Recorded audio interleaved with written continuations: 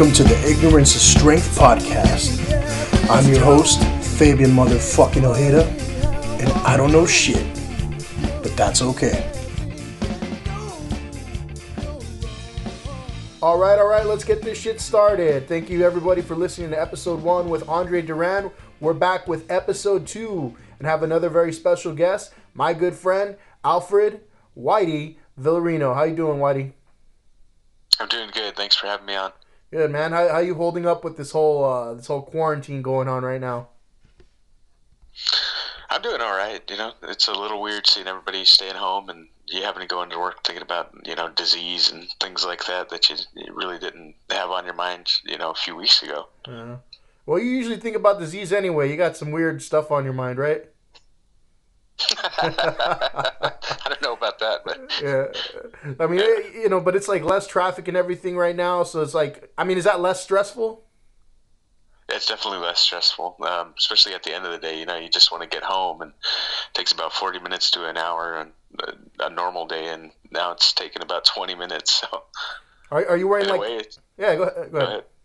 No, I was gonna say, in a way, it's kind of nice, but it's unfortunate that the apocalypse had to happen for it to happen. Are you wearing like your mask and everything, and staying safe with everything?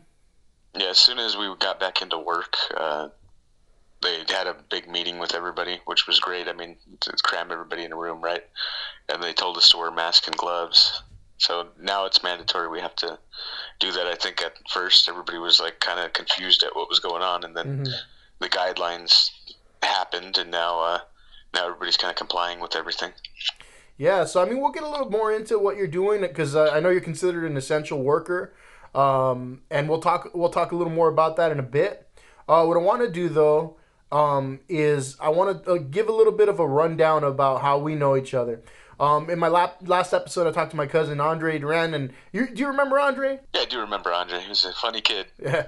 And so he actually hung out while we were recording songs, and he was hanging out with us. I remember. Oh yeah. So he remembers you, and I'm like, do you remember Whitey? He goes like, man, Whitey, he's kind of a character. I'm like, yeah, he's a character. Do you get that a lot? I don't see enough people during the day to make an honest judgment on that, but the people I do see, I think, kind of think so. Yeah, and I think that brings me back about how we met. We met in middle school. And do you know my first memory of you, what that is? No, but I remember my first memory of you. Oh, what was that?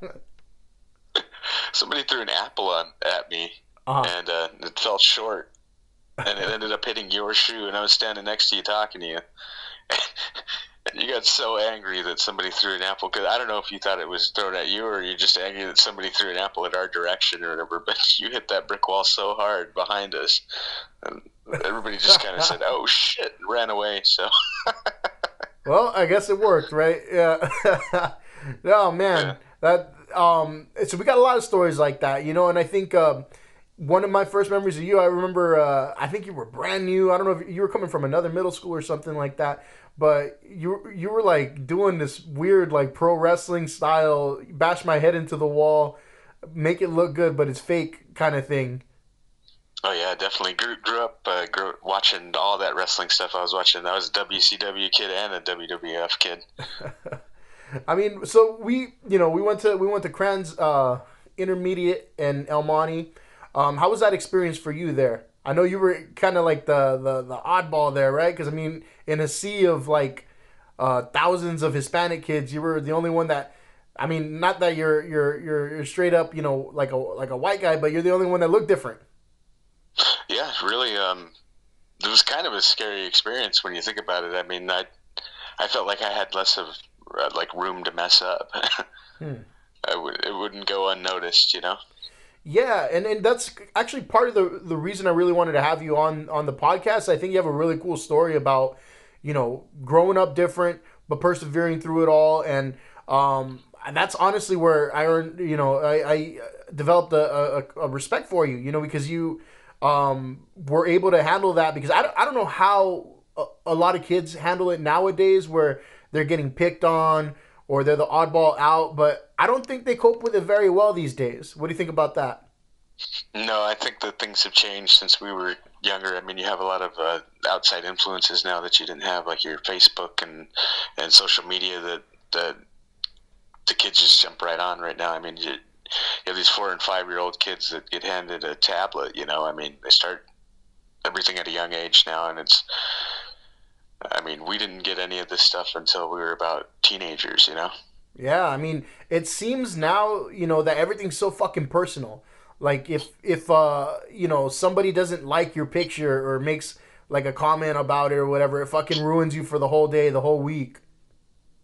And that's the thing. You get these like social networking uh, preteen gangs or whatever that decide that they're going to ruin each other's lives, um, Mm-hmm. just to have fun on the side. Can you imagine if fucking social media was a thing when we were growing up? Yeah, things would have been way different. I mean, we're experiencing a lot of depression and stuff like that you really shouldn't be there. I mean, and how do you fix that when you have to progress with technology right now? I mean, if you don't, then you're going to get left behind, and Right. things like when you're looking for a job later, you're not going to have those skills that you're going to need for the future Yeah. the future jobs. And you're right. It's kind of like a double-edged sword because it sucks because you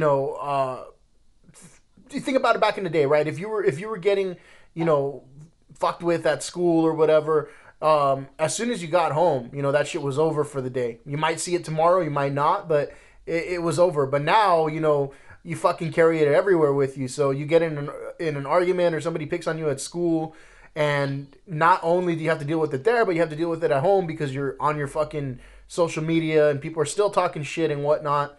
But I wanted to circle back to you and you when did you notice at an early age like, oh, I'm not necessarily the same as everybody else. Oh, geez, that's a hard question to answer. Mm-hmm. It's been so long that I can't even remember when it started. Really, I'd probably say when I got to school, like it was kind of apparent by that time. You're talking about like as early as like kindergarten? I would say probably about first grade or so. Okay. You started to see the kids started to noticing things, and kind of. I feel like it was whatever was at home is what rubs off on your kids or whatever. So maybe there were some unpleasant experiences at home that led to that or something. Yeah, But for yeah, I sure. definitely Yeah, felt it at the beginning there. I mean, because like you are like part Hispanic, and I don't think a lot of people realize that, right? That's true. Yeah. Then they hear my name and they try to figure it out. Yeah, so you got like a really like elaborate makeup of all your different ethnicities and background, right? Right. That's true. I don't even know what everything is. You got to take one of those genetic tests and shit and see maybe maybe you're part brother. Yeah. Who knows? I mean, I think I asked my great grandmother once, and she was like, "You're like Dutch Irish. Hmm. You have Spanish. I think even some Native American in there or something somewhere." I mean, it's just a bunch of stuff. Yeah. Definitely have to go to ancestry.com and check all that stuff out, I guess, one day. Maybe, get some of my relatives in trouble for crimes they've done. Uh oh. We gotta take the heat. Um, so before you got to Crimes Intermediate, I know you had mentioned before that you you kind of like got, I don't know if you got removed or you chose to leave like other schools and stuff like that, but you had some issues growing up at different schools, right? Oh, yeah, I was getting in, at the other school I was at, I was getting in fights and every day. It was just like the worst over at that other school. I mean, all the kids would call me names, and we're already like 13, Mm-hmm. 12, sorry, 12, but I was about 12 years old at the time. I mean, we should be maturing a bit then, and I felt that was an unsafe environment, so What were they saying? I Like, moved. or what were they doing? I mean, they would call me stuff like Farmer John and things like that, and Uh-huh. this, the one straw that broke the camel's back was there's a kid at school, and he came up to me and he's like, "I heard you were talking shit about my mom," or whatever, like, which told me that one of the other kids or whatever decided that he thought it was funny to get this other kid who was too stupid to realize that they were fucking playing him or whatever, to start a fight, Mm. and pick on the white kid over here. So and yeah, so anyway, there was a group of kids that surrounded me. And there's probably about 20 kids around me. Wow. After this kid comes up to me, because everybody knew what was going on. And I was like, I didn't know what was going on. All of a sudden, this kid that I hardly even knew or whatever comes up to me, and he's like, I heard you were talking shit about my mom. Then somebody pushes me from behind, and this kid sucker punches me. And then I blacked out at that point. So I fell backwards, blacked out, and then I woke up, and everybody was kicking both of us. We're both on the floor. Mm-hmm. And I don't know what the fuck happened. I could have been out for longer. So, like, not a lot of people have that experience. How would you say that changed you, or maybe your perspective of, like, school or people in general?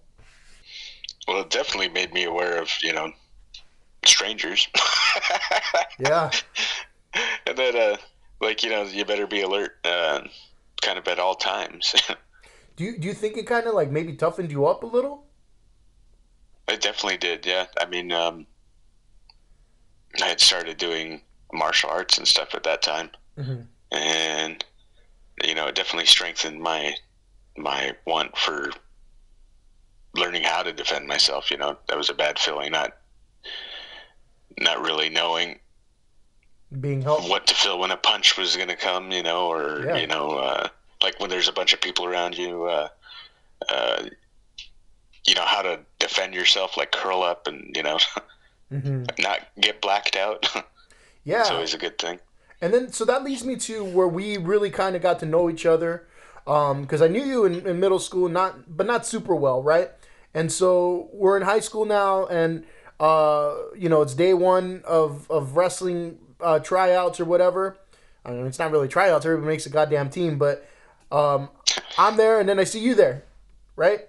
And yeah. It's a funny thing because I was hanging out with different people at the time, and they're like, oh shit, we got this guy on the team. Now we're gonna lose, blah blah blah blah blah, right? And it's a bunch of the shit talkers, and I won't mention any names, but you know what I'm talking about, right? I know, yeah. Yeah, and at the same time though, like I'm gonna admit I wasn't under the same mindset. Like, fuck, now we're gonna have, this loud ass motherfucker on the team. Like, you know what I'm saying? And but right. I think having that perspective and then just watching you work, that really, I was able to gain a respect for you there, man. Because wrestling is not an easy thing to do, and I think you can attest to that, right? Yeah, definitely, and I feel like because of that, we're better people. Yeah. We had some pretty good coaches, and I feel like we, maybe we weren't the best team in the whole world, but the people that we had leading and in the order they led things was important in shaping the way we are now. We weren't the best team? Well, I mean, we didn't have our banner up in the gym, I'm fucking with you, Whitey. I know we weren't the best. I mean, you were the best. All right, there, I'll take it. That's what we were waiting for. That's what I'll take. I'll take that shit. But I think go ahead. I was just gonna say, like we had the first coach was a real hard ass, and got us into shape. Yep. And the next coaches that we had, kind of fine tuned the thinking part of everything. Yeah. I mean, we were still in great shape at that point, but I feel like the first guy kicked our ass or whatever, and the next guy molded us. I feel the same way. Yeah, I think we were very much like all about getting in shape that first year. And that's where I really started to notice your work ethic, because you underwent a bit of a fucking metamorphosis physically, right? Right. Yeah, that's true. I went from being like really, really portly to being closer to what I was supposed to be. I don't even think you looked like the same person after like a goddamn season. You were dropping like probably tens of pounds a week, right? Yeah, no, I was going in at almost 190, and by the end of wrestling, I was about 150. Yeah, I mean, I definitely could have wrestled at 150s. And you kept that off, right? Like for the whole 4 years? Yeah, I did. So what was like, your favorite thing about being, a wrestler, and then just what really sucked ass? favorite thing about being a wrestler? Getting in shape and learning how to fight. Really, I mean, that was the whole point to begin with. I feel like if we're in a fight on the street, I don't think I have someone will have like a big upper hand against me. Right. Because you still got the muscle memory and everything, and you can defend yourself. And it's not about who can punch who out, but at least you can control the person. You can keep them where you want, right? Yeah, I think we did like drills and everything so many times that you're never gonna forget that. It's like riding a bike. Yeah. Well, I mean, doing it over like hundreds of times per day, it's bound to be like buried in your memory. You ever just double Yep. leg anybody by accident? And you're just kind of like, they come to hug you and shit, and you just fucking take them down. That seems like something you would do at a party or something. That's pretty accurate. Yeah. Yeah, no, I can't say I have just double leg somebody, but when you're horseplaying, like me and my brother horseplay sometimes, you'll go for one of those for sure. Uh-huh. I hate, like at work getting like fucking hugs and shit like that. I don't know what it is. I'm like, fuck it, we're at work. Leave me alone. So like if somebody comes to, try like hug me and greet me at this, like I'm just like, you know what? I used to wrestle. You can't just like sneak attack me with a fucking hug because I'm gonna throw you. You know what I mean? And they kind of trip out on that. Yeah, what's going to happen with wrestling now? I mean, social distancing and everything, and they're saying that we're going to have like these rules that are going to be in place now. So I mean, like, but that's a contact. There's no other sport where there's more contact than that. Yeah, I really hope it doesn't affect anything because the sport, for a while almost took a fucking a big loss and was almost removed from the Olympics. Right? Yeah. And so I could see that. Yeah. and obviously, it doesn't bring in like money like a football or basketball would. So it is kind of just there on the chopping block. But I really hope it doesn't. No, that's you, funny you should say that. I remember trying to find wrestling on the Olympics. Mm-hmm. A few years back, everyone was watching the Olympics for some reason. I don't remember where it was, but I'm trying to find wrestling, and there was no wrestling. I mean, they would show it at some stupid o'clock at night, like, I mean, 3 in the morning or something like that. It wasn't like skiing or anything like that where it was heavily advertised. Right. And the fucked up thing of it all is that we were actually pretty decent in that year. Got a couple gold medals and everything. But yeah, you're right. It wasn't on till like 3, 4 in the morning, and they'd only show like fucking half of it or something like that, right? Right. Yeah. But if Yeah, you you want, wouldn't get to see uh-huh. what you wanted. But if you wanted to, you could tune in any fucking time of the day and see bitches twirling ribbons and shit.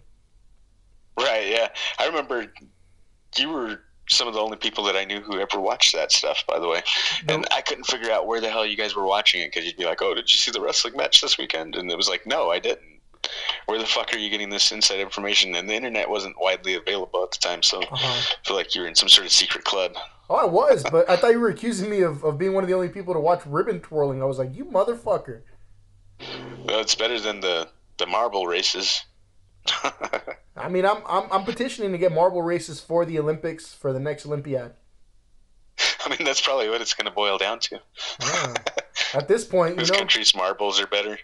Yeah, because we got to keep that social distancing. No better way than marbles. Right.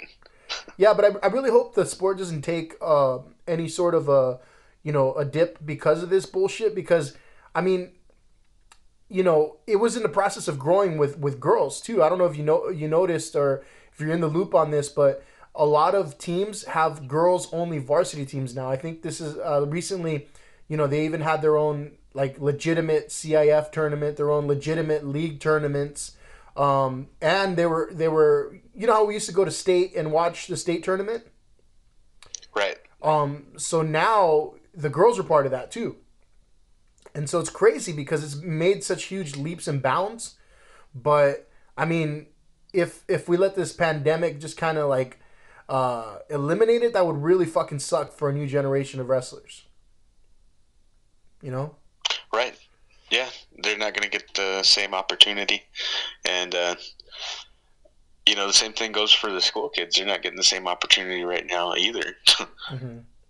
Yeah, and I mean... you're hit directly by that, Yeah.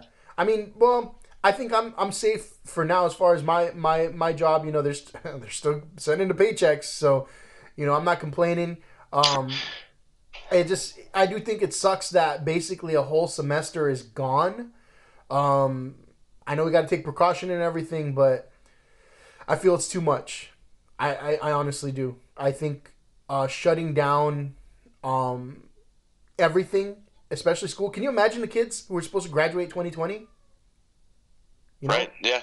I was thinking about that the other day. What are they going to do? Take another year? Or they just going to give them credit for the couple of worksheets they're filling out right now, or Yeah, I mean, it kind of.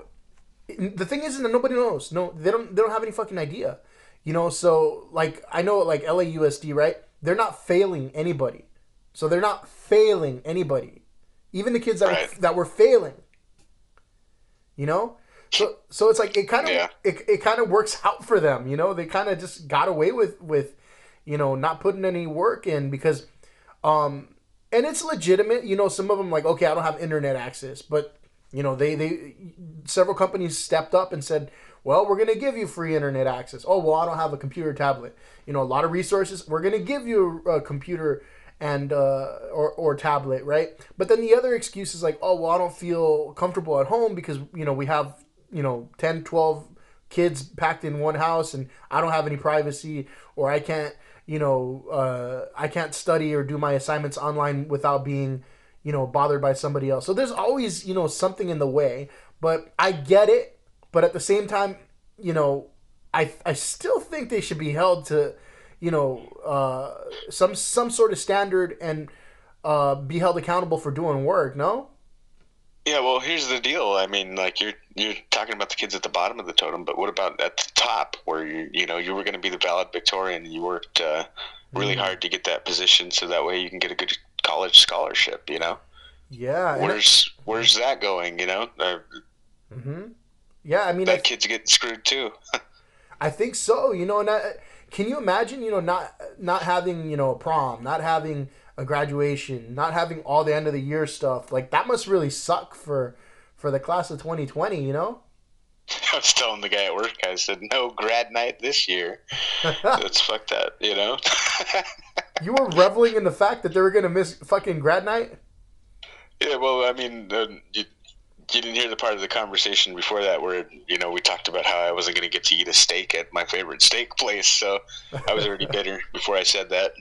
Oh man, steak comes first, though. It always does. It really does. Yeah. We need to go back for some Brazilian barbecue.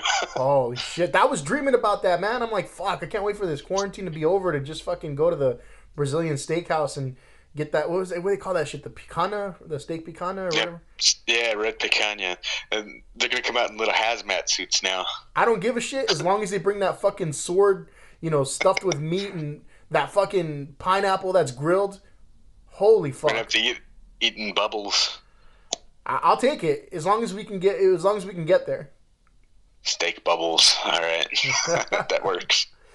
Oh man, yeah, but to close up the conversation around wrestling, I just want to say that that was, I think, a good opportunity for me to see your ability to work hard and basically shut people up. Because like I mentioned, walking in the first day, we had all these shit talkers, these detractors, like, oh fuck, this guy's not gonna last and blah blah blah. And funny thing about those guys, right? Because they were actually the ones that quit. Right. Yeah. I went to CIF 3 years in a row. Yeah, I mean, you pretty much, you exceeded expectations. I think you and I, Sosa, and then we were the only three that were there all 4 years. Right, yeah. There were a few other guys that were there. Yeah, there wasn't a lot of guys. No. There were a few guys that were there 3 years. They for whatever reason didn't join their freshman year, but there were only 3 of us that lasted 4 years. And that's kind of unheard of because, you would think like, you pick your sport, you're gonna do it for the long haul, but not many people wanted to stick with it. I just think we had, there were, I don't even want to say that. I don't remember any easy days. No. It's like you're going to go in there and you're going to get your ass kicked for about 3 months at least. Well, I mean, even especially that first year. So that first year set the fucking tone for us, man, because I remember getting in there and we're crawling under mats and shit. we're fucking. And then Mm-hmm. and then we're training during Christmas time. You know, everybody's got this time off or whatever, and we're like, we have to be at school at a certain time during the week to work out. Mm-hmm. And it was Yeah. early too. It wasn't like you got to sleep in. You know, it was like, hey, we're gonna be here at like 8 o'clock or whatever. You need to be here, and we're gonna work out for 2 or 3 hours.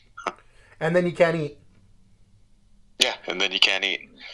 You have to, and people sleeping in trash bags and stuff. Yep. Yeah. And then getting up to weigh in at the tournaments like at 5 or 6 a.m. Yeah. Why the fuck? At least they make sure you're hydrated now. Yeah. I'm like, why the fuck did we do this again? Yeah, we must be crazy. A little bit. I mean, but anything else you wanna talk about as far as wrestling before we move on? No, I think we pretty much covered it. All right. So the other piece, right? The other piece of the whole, how we know each other experience. We played some music together. We did play some music together. We played a lot of music together for quite a few years. Yeah. How did that first come about in your view? Because I remember it, and I'm like, because you used to be pretty flamboyant, Whitey. Is that true or false? I'm grilling you, asking you the hard questions right here. I guess, yeah. I guess I always wanted to be a rock star or something. You know, I mean, that since the early age, you start seeing that those guys at the front or whatever are doing different things. You know, But you had, I've never, uh huh. I've never wanted to follow. You know, the straight and narrow. Yeah, I mean, because you had your own little movement for a bit there. I remember you used to lead something called like Uncasual Fridays. Oh yeah, yeah. We used to dress up in suits because I watched Ocean's 11, and I thought it was cool the way they were dressing there. So and I had that buddy of mine take us to like the thrift store, and we were listening to punk rock music and all kinds of stuff. So I had like you'd call me the car salesman. You know, the car salesman look. Uh huh. With the cheap blazer and whatnot. Yeah, I had a blazer, and then I could wear like jeans and a tie, Mm-hmm. or like senior year. I remember I had it was a bright pink outfit. Wait. I used to call it pink. You know what color you said it was? It was salmon. There you go. That's I right. just I think Bob just said it was salmon, and I thought that was funny. It was pink. Let's be real here. It was a pink suit. I worked the other day. I used that excuse because I have a shirt that I thought was like like a light red, right? And Right. I'm pretty much known as fucking macho manly guy, whatever, right? And somebody called me out on that. They're like, they call me Mr. O at work, like, Mr. O, you're wearing a pink shirt. I'm like, what the fuck? I'm looking at myself. I'm like, it's just not pink. It's salmon. So I used your line, and it didn't get me out of it. I still lost a little bit of machismo that day. Yeah, kids don't forgive That or wasn't forget. that wasn't a kid though. I was an adult. Oh man, well, adults don't forget. Elephants never forget. Yeah, that's true. So we had you had your Uncasual Fridays. You're looking like a rock star and whatnot. The way I remember it, it was like during a wrestling practice or something like that. You just kind of mentioned, I don't know if it was out loud or to me directly, like, oh, we need a drummer for this project, right? Do you remember how we formed the band? I do, and it was because we were doing a project. I wanted to start a band to begin with, and I already had Bob. Mm-hmm. We had become friends freshman year, and found out he knew how to play guitar, so we started playing guitar together, and we were doing kind of like acoustic guitar songs, and we both like Green Day and stuff, so we were doing a bunch of Green Day songs together, and we're like, we want to start something a little more, so we were looking for people, and we didn't know where the hell we were supposed to look or who we were supposed to ask, and it's not like everybody was coming to school with their instruments or whatever, what they knew how to play or anything, Right. It's kind of like you start networking with people, and then you find out, oh, this guy plays, drums, or this guy plays bass, or Mm-hmm. and we found this one kid, and he had just come from Mexico, I think. And we told him, hey, we're looking for a drummer. And somebody had told us, I don't remember if maybe Bob knew somebody, and they said, oh, this guy plays the drums, and he's looking for a band right now. So we talked to him, and he's like, oh, yeah, I play punk rock and this and that. And he goes, I just, came over from Mexico, and I play punk rock music. And I want to try out for the band or whatever. And he's like, seemed really overly enthusiastic about everything. So we were happy to, try him out. But it turns out that I guess the punk rock over there was different than the punk rock I was listening to, because it didn't sound anything like what it was supposed to. I actually remember that. I was sitting in right there too, because around the same time, I think he'd asked me to just sit in and give it a shot, play with you guys a little bit. But the kid comes in, and he, just like you mentioned, he goes like, "Oh yeah, I play punk rock."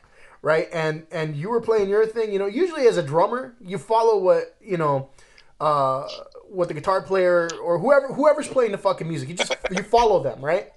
And so if you hear the song, you're like, okay, I have a beat that can fall into place with this.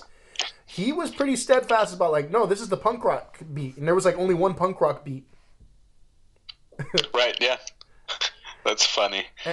And so he's looking around like, how come they're not playing punk rock? Right, yeah, it was two different things. It was totally, lost in translation. Yeah, and it was crazy because he wasn't following you guys at all. He was just like, married to this punk rock beat that should have worked for all punk rock songs. Yeah, and I felt bad because, like I said, he was super enthusiastic about everything, and you have to tell somebody that it's not working out, Yeah, I mean, it worked out though because you got a better drummer. I did, yeah. Yeah, that's when you stepped in, and it was like, oh shit, he knows how to play stuff, and he's pretty damn good, and then we got better, over time. I mean, I feel like you look at those little videos we did back in the day, and we're just a bunch of stupid kids or whatever, and it sounds horrible. And then you look at some of the later stuff, and you're like, wow, you could see everything, mold together. Yeah, I think I was talking to you about that because recently we pulled up videos from 2003 and 2004, right? And my reaction was like, holy shit, we were pretty good, right? Right, yeah. I mean, yeah. You don't realize it at the time because you're just like, you're being creative and you're trying to fucking put shit out there, and you still got, in your head, you've got like this grandiose view of like, oh, I'm going to be something, I'm going to be a rock star and whatnot, right? But I think, yeah, we were actually pretty good, man. Like, I know we started off and, not to knock on your shit, but you had songs about penguins and shit, right? Yeah, I did. I got my penguin stole at a party once. But had a plastic penguin we'd take with us to a couple of gigs, and I don't know what happened between the dirt and the beers and stuff. Like, somebody had taken my penguin. Well, I mean, you had songs like that, but they were very like sugary, like pop punk songs, right? They all had the same like 3 chords, but then we progressed into something a little better, right? And the musicianship was better. It took a lot of work, just like molding our sound as a band, right? Because you're pretty creative. I think I haven't seen too many people that can just fucking come up with songs like on the spot, but I think you can fucking come up with like a story and a set of lyrics like instantly sometimes, right? Yeah, I think I have a pretty vivid imagination, and it really came out during the songwriting processes. Yeah, I mean, it's funny because even like a while back you sent me the song you wrote about your sister. Right, yeah, I think I'm just a good storyteller, really. I don't know what that would translate into, but I think I said, it really came out during the songs and stuff, like the song I wrote about my sister, for example. And that was just stuff she was doing every single day. And it's fucking funny because I think I'm gonna pop it in when I edit this, and it's funny because it's like you're like, and she never pays her bills on time. Yeah, I'm not too nice sometimes. I should probably be nicer.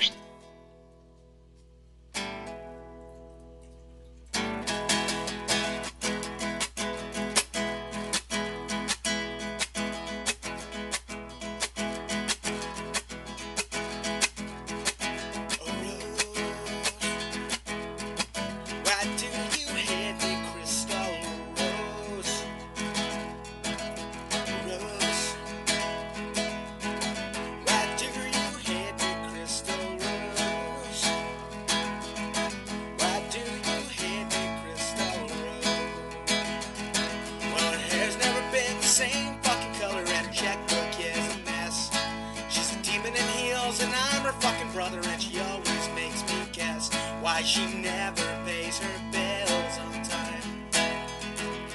And she always has a million fucking lines.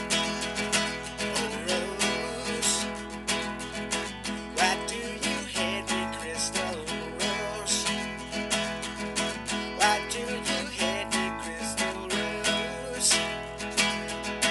Why do you hate me, Crystal Rose? Crystal Rose.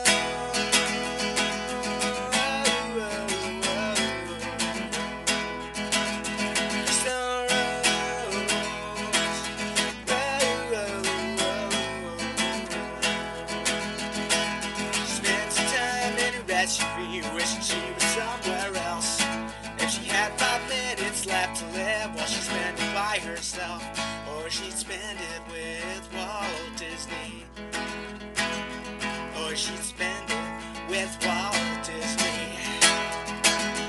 She's got a laptop computer and a BlackBerry phone, and it occupies her time. She likes vegetable juice and pina colada and beer that's made from wine, and she'll never pay her bills on time. And she always has a million fucking lines. So Rose,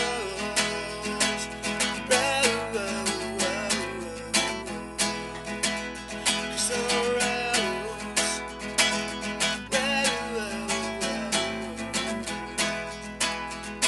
oh Rose, why do you hate me, Crystal Rose? Do you hate me, Crystal Rose?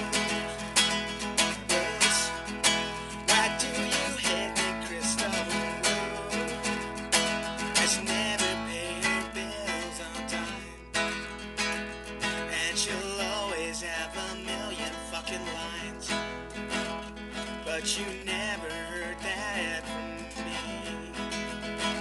You're just a stranger that I met on the street. But the funny thing is like if you were to put that shit like on the radio, I think it would be a hit because it's it's catchy, right? So like, what were like? I know you mentioned Green Day was like a big influence. Like, what were some other bands that were an influence for you? I listened to a lot of, like I said, was saying punk rock and stuff growing up. Green Day was probably the biggest influence, but I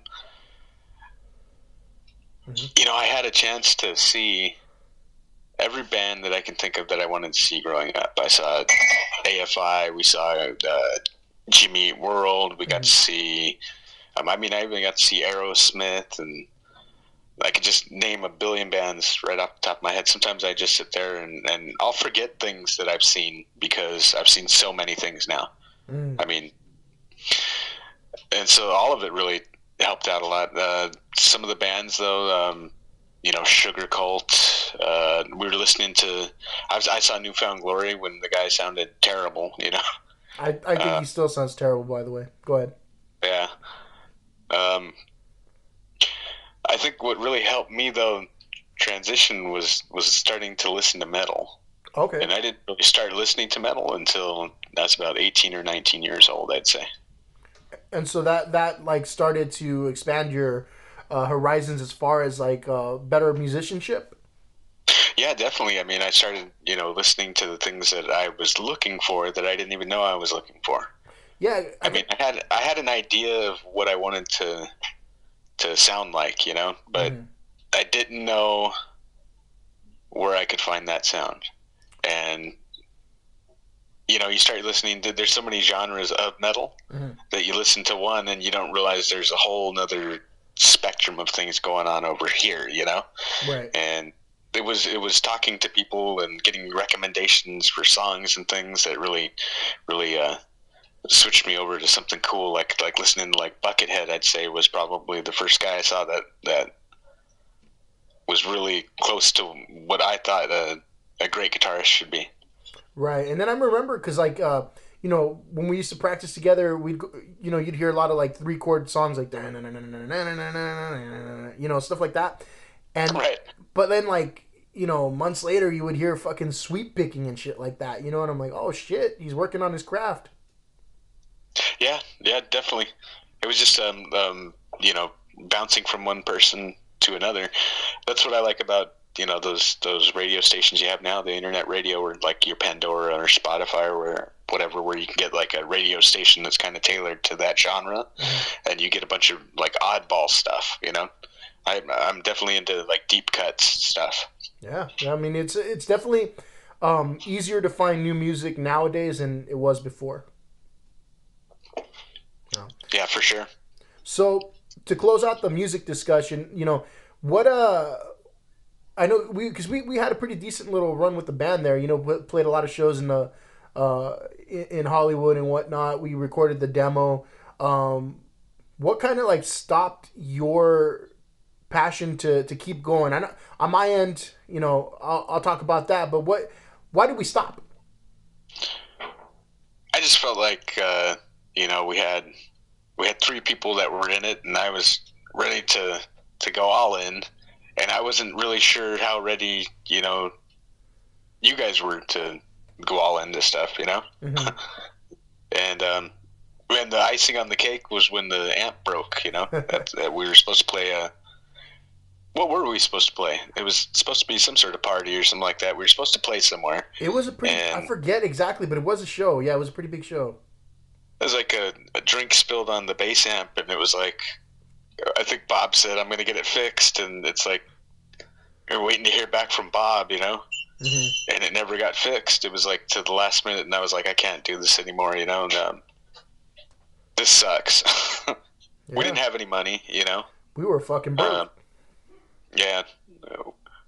I think we were in a worse position than we are now as far as like being able to do something. So if we had like the same resources we had now, I think we would have, done something much better. Yeah, and I think on my end, it was more so like, okay, I need to work, I need to make money, I need to, be a fucking adult, and I know you were kind of in the same boat too, because you were working like every day and long hours, and that kind of kills the dream. Yeah, that's true. And I feel like you had to grow up faster than everyone else too, so. It is what it is, but I think that's why a lot of the times if I see somebody with talent, I'm just like, don't fucking let that go. You got a passion for it. You're a dancer, go be a fucking dancer. Like, work will always be there. Because I don't think anybody explained that to us where it's like, hey, work will always be there. Go fucking make music and, don't be in such a rush to fucking put the zeros, the extra zeros in your bank account, Right. Well, the best part now is everyone's got a shot, Mm-hmm. I mean, we have so many platforms that you can be on right now that everyone really does have a shot. You can post a quick YouTube video of something you did, and, you never know if that's going to have 1 million views overnight. Right. And you know what? I mean, I just found out how easy it was to get on Spotify. I'm on Spotify. We're on Spotify right now.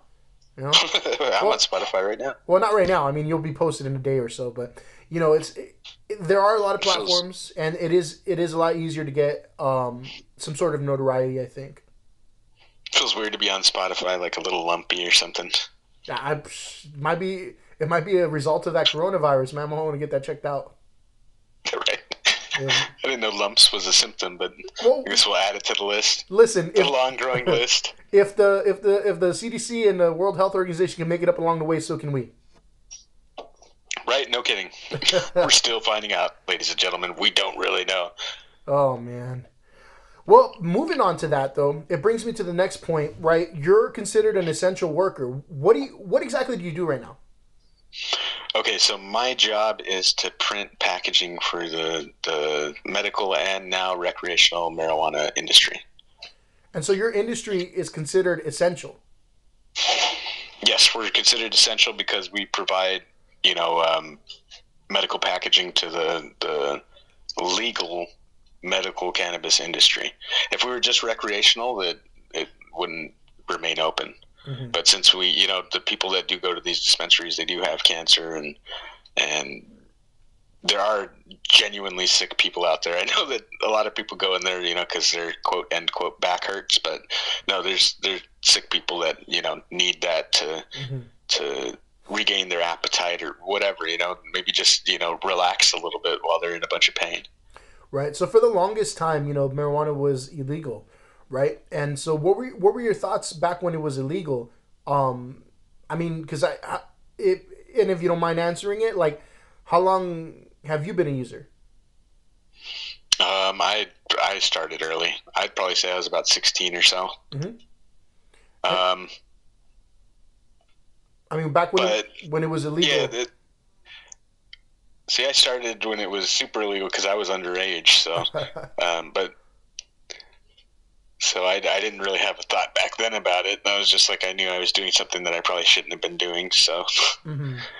But I mean, when you became an yeah, adult, when I became an adult, though, say about 18 or 19, and I had been using for a bit, and I realized there were no adverse effects from the damn thing, like they tell you. Mm-hmm. Besides, having a good night's sleep Mm-hmm. or feeling a little more relaxed. Or, I'm a high stress kind of person. Right. You've known me forever. Like I worry about things that maybe I shouldn't, like, and a little too much. Ladies and gentlemen, I can confirm that. Yeah, like we're on a road trip and I can't get to sleep or whatever because I'm worried about everything that's going on around. Like when have you ever seen me fall asleep in a car? I've never seen you, and we've taken fucking drive from Georgia all the way to California.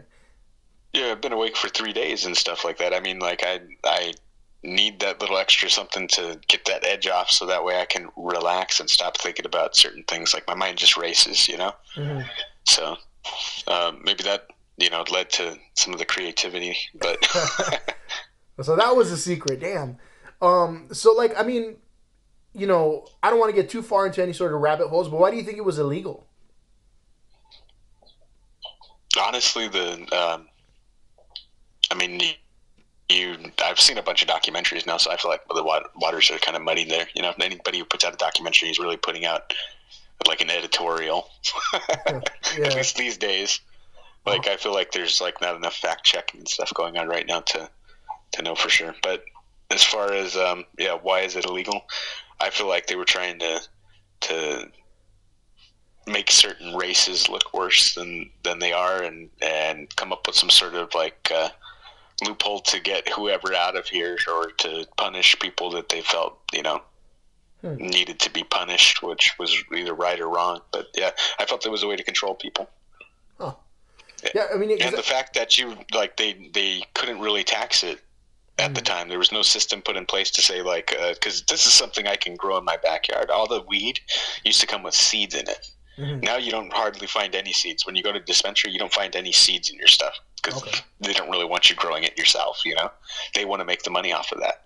So when you have something that it's a weed, it just grows wild. Mm-hmm. That means they're not going to be able to control it like they do tobacco. Right. So I think that plays a part in that too.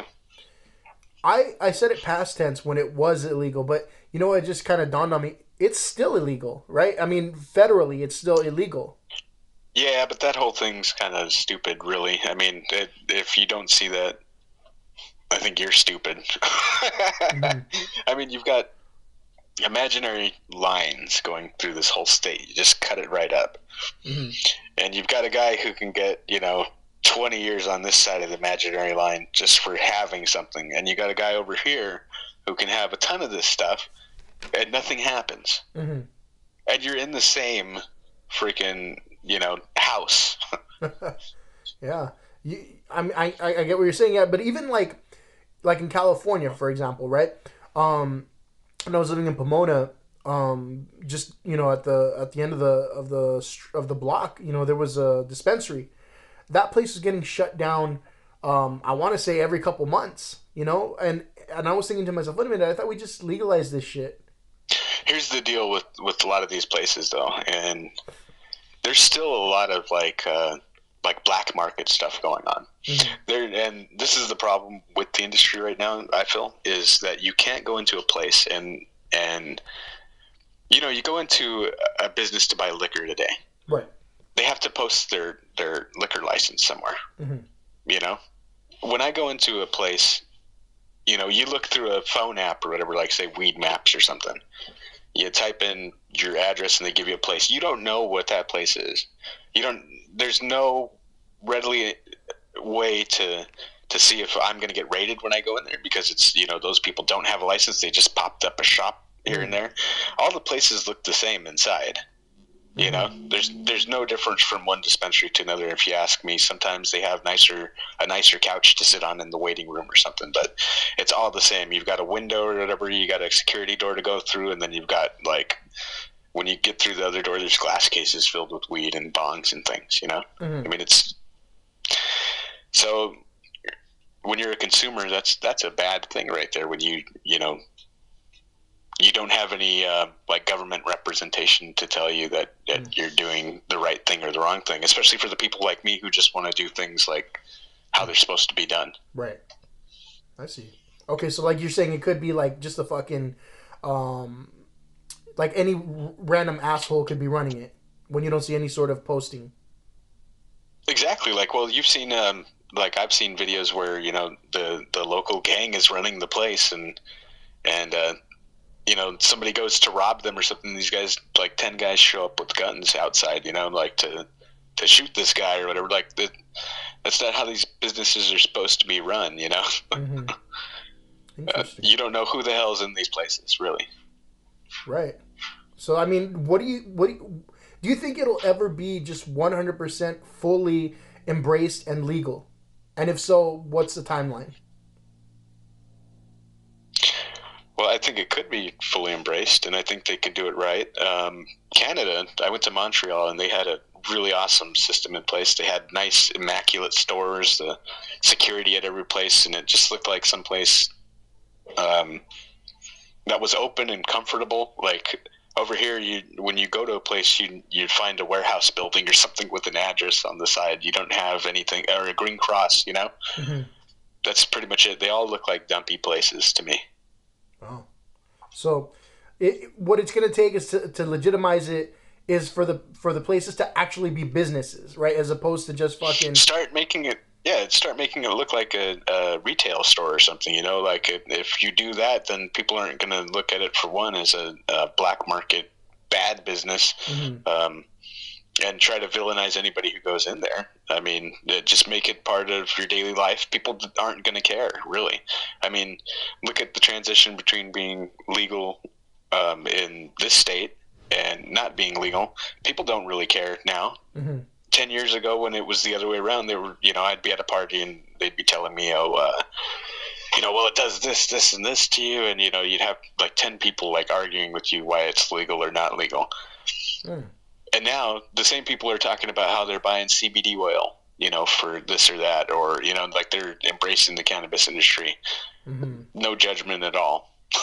That's a big thing right now. You see like fucking housewives hawking that shit online, right? I never thought I'd see the day where, you know, you have a mother or a grandmother on fucking Facebook saying like, hey, you know, come get my fucking CBD, come, you know, buy my CBD oil or whatever. I never thought that would be a thing. Well, they have like all kinds of stuff. I mean, the makeup places, like my sister was working at that makeup place and they started having CBD lines of stuff, you know, cannabis infused whatevers, but it's not like they're consuming it, you know, for like a recreational use or anything. It's like they think it makes their skin look better, whatever the research shows, I guess. And none of that stuff makes you high or anything like that, so... no, there's a lot of stuff that you can do with cannabis that has no, you know, psychoactive effect whatsoever. Right. So at this point, what I want to do is I want to get into the social media says comments.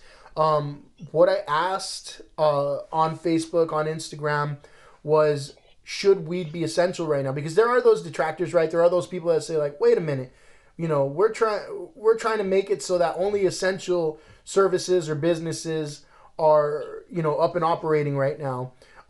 Before I get into the comments, do you want to take a quick shot at that? Like, you know, why is it essential right now? I think you already covered that, but just to reiterate.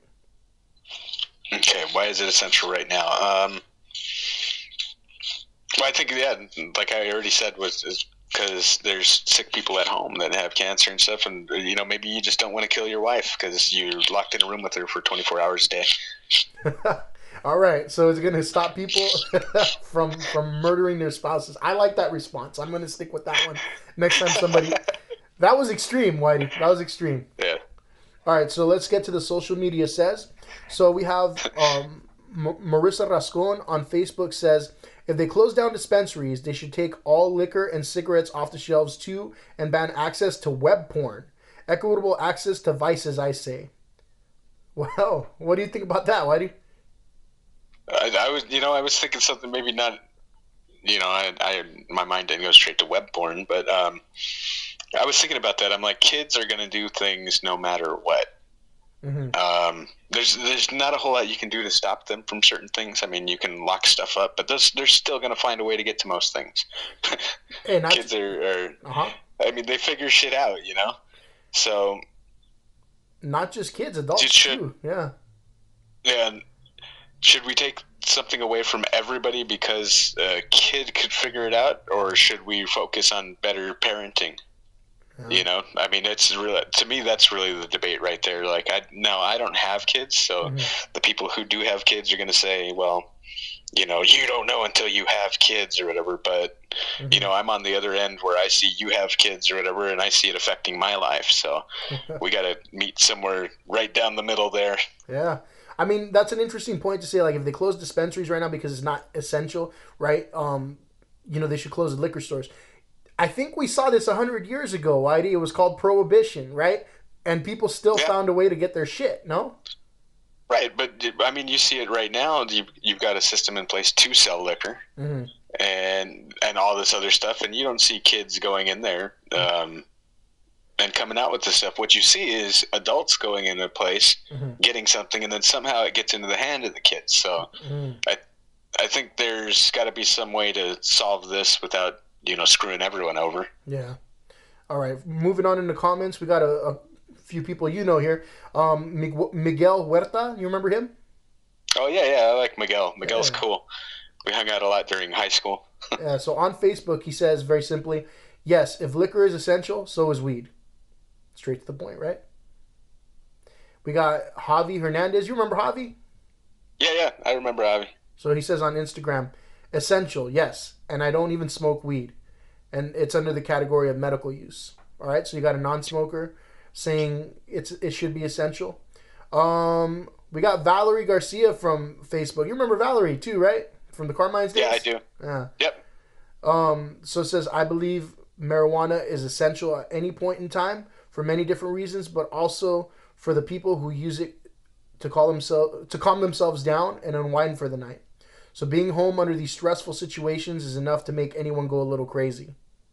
What do you think about that? Yeah, that's definitely true. I mean, like, we're finding out now that it's not easy to be, especially in a lot of people are crammed in here with people now, Most people don't live by themselves over here in California because it's so hard to find a place for cheap over here.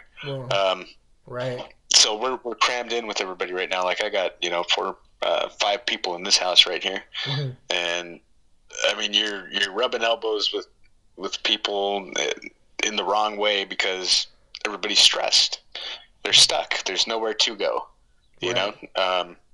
Normally everybody here would be home at different times. So really, it's not a full house all the time. Yeah. So I mean, it's like. It does kind of tie into what you're saying. You might want to murder your spouse at the end of the day. Really? I mean, you never know. There's always been some place to go before. It's like you need a moment or whatever, just walk away. There's nowhere to walk away right now. That doesn't feel like you're in danger, That's very true. I mean, just being I started to think about the other day. I'm like, I've been wearing my mask in parking lots and stuff because they say it lingers in there for 15 minutes or something like that. I don't know who was fucking coughing outside 15 minutes ago. And this is something I'm thinking about now, and really it might be ridiculous, but when you have countries closing down, it really makes you think. Yeah, for sure. So we got Armando Gonzalez from Facebook. He says, at this point, it's a basic commodity. As someone else mentioned, if you can consider alcohol to be essential, this should be too, especially in cases where it's being used medicinally. And yeah, I was just going to say, my standpoint is always going to be like we should, if everything else is going to be essential, like they're saying, I mean, alcohol, whatever, that should be included too. It is a medicine. It really is. I mean, if it wasn't, you wouldn't have doctors telling people to go get this stuff right now. I mean, I've heard legitimate doctors saying that, maybe this is an option here. Right. Okay.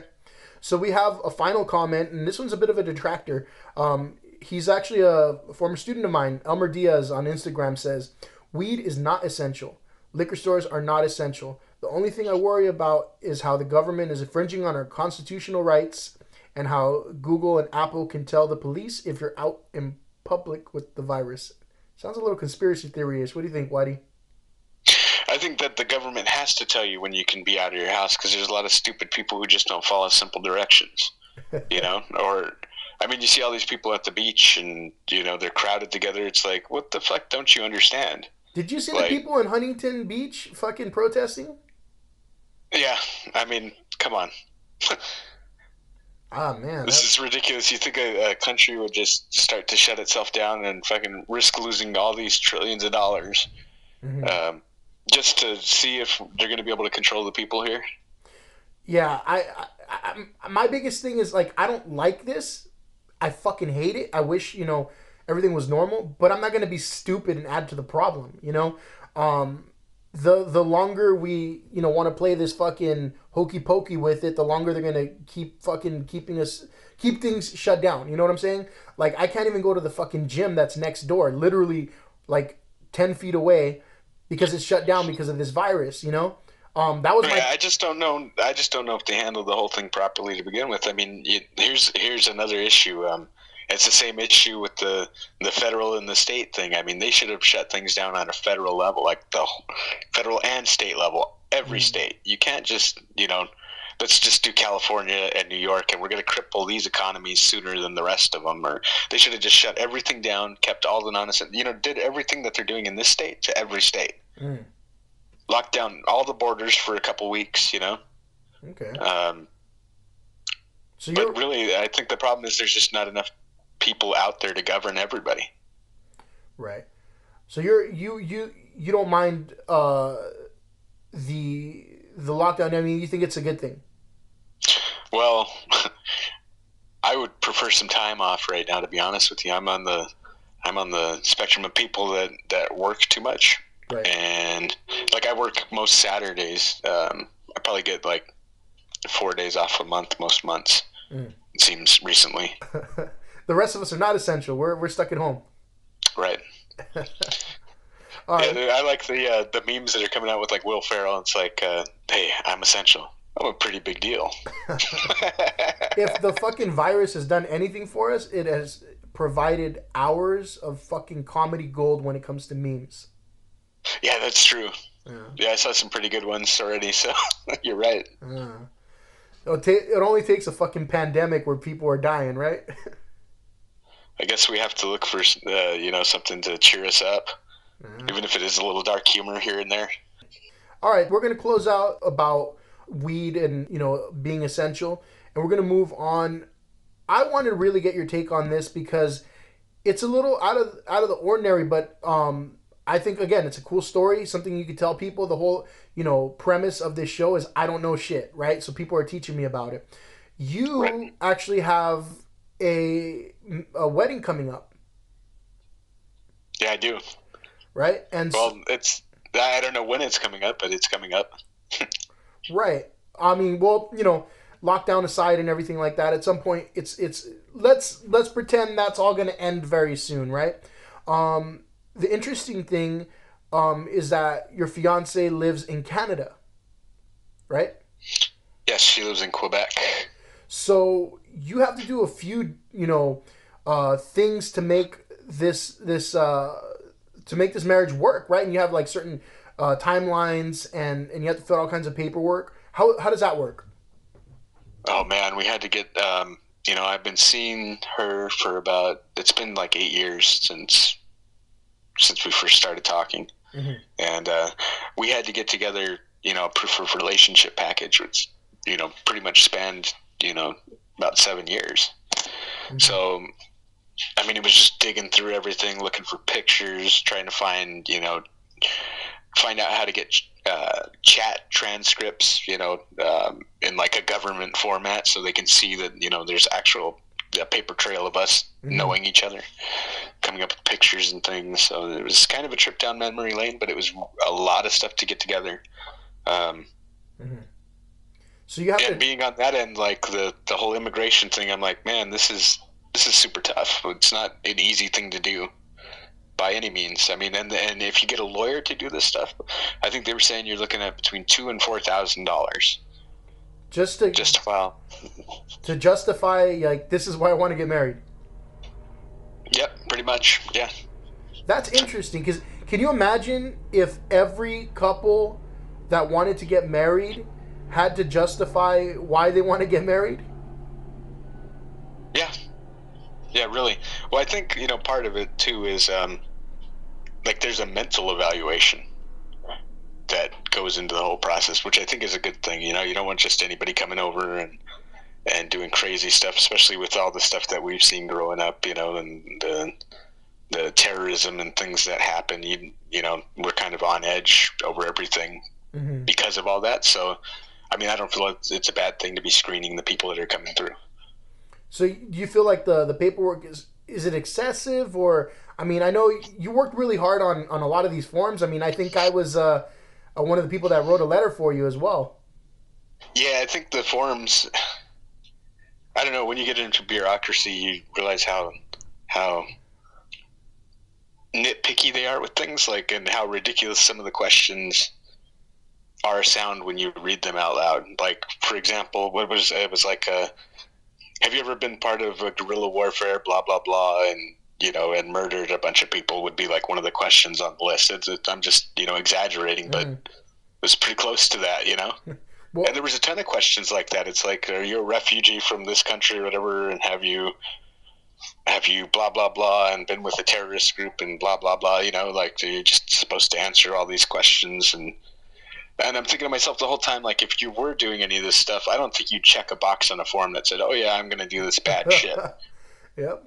Can't imagine too many terrorists are like, yeah, I blew up some shit back in my day. Yeah, exactly. Like, right, yeah. So, I mean, that's kind of crazy. I mean, all the paperwork that you have to fill out just to justify your relationship. What I think I heard you mention it before, but what is this whole concept of like the 90-day bride or whatever? Okay, so we have to go through this whole process where we had the proof of relationship package and everything go out. Then we got a letter from somebody else that said, okay, we've accepted your package. You're going to wait for this medical interview. Once she gets that and she's cleared, that's a psychiatric and I think a medical exam to make sure she's not bringing in any diseases and she's not batshit cuckoo coming over here. Mm-hmm. So after that, she's going to come down here, and then we have 90 days once she steps foot on American soil to get married. But it's kind of 90 days plus, because once she gets her medical exam approved, they say, okay, you've got 6 months to get to the next step. So it's 6 months plus 90 days. If you need it, But if you decide, like if I decided to bring her down a month after, she got approved, then my 90 days would start, as soon as she steps foot on soil over here. And you still want to get married after all this shit? Well, I think I'm in it to win it now. No, of course I want to get married. Yeah, she's a wonderful woman. Good, yeah. Because like here, shit, you can have two people who randomly want to go to Vegas and fucking get hitched, and that can happen in a matter of like 12 hours, right? Like just fucking drive over there, get drunk, and get it done. But in your situation, yeah, I would have been married 2 years ago for real if it wasn't for all this stuff. Okay, but other than that, I think we're at about the hour mark or so.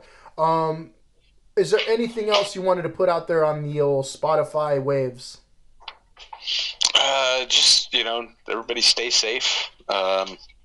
We're all just trying to find something to do right now in a time when the stuff we used to do is just gone, or, very minimal or completely different from what we're normally used to. I mean, you got people in masks and gloves everywhere. You got drive-through lines that are like a mile long, and I guess we're just, a lot of us are just relying on, Uber and Uber Eats and Grubhub for food and stuff right now. Mm-hmm. So just hang in there, everyone. And I'm just glad you had me on the podcast. This was fun. Yeah, Thank you. A lot of fun, man. So the last thing I want to do before I close out, I like to ask that the guests comment on the next topic that we have coming up. You kind of already touched on it a little, so maybe just make it a quick, sentence or two. But I'm going to talk to our friend Sosa, who's a registered nurse.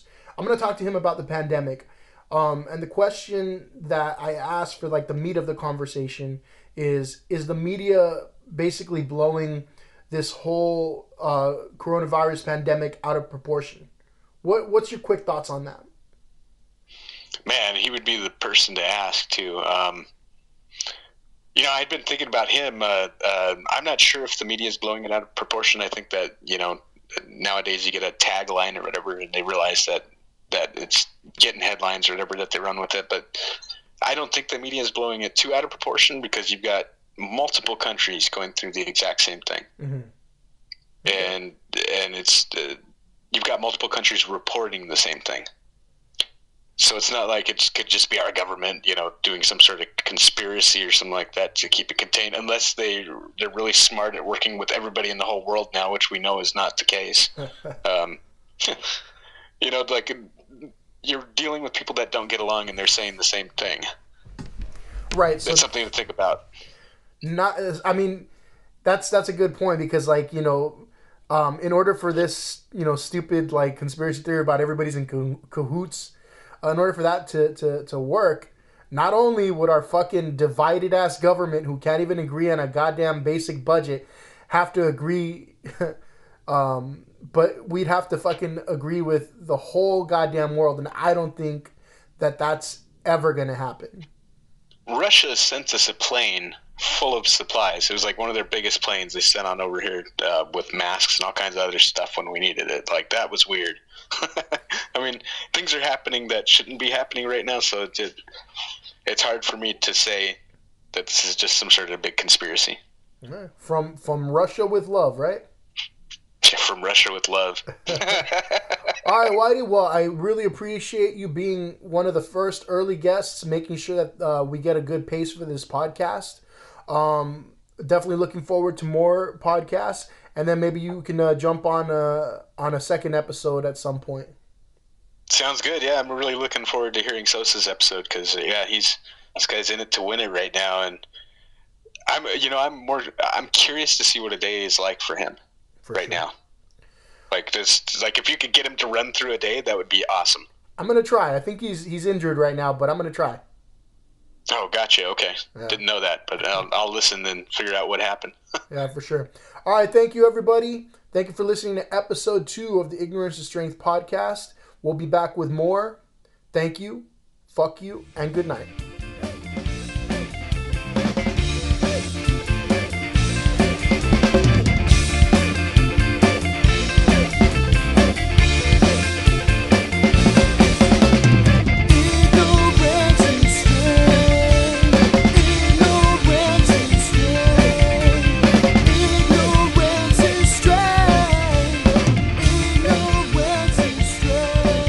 Subscribe to the Ignorance is Strength podcast on Spotify, Apple Podcasts, and Google Podcasts. Like, follow, and share on Facebook and Instagram at Ignorance is Strength podcast, and on Twitter at The Ignorance Pod.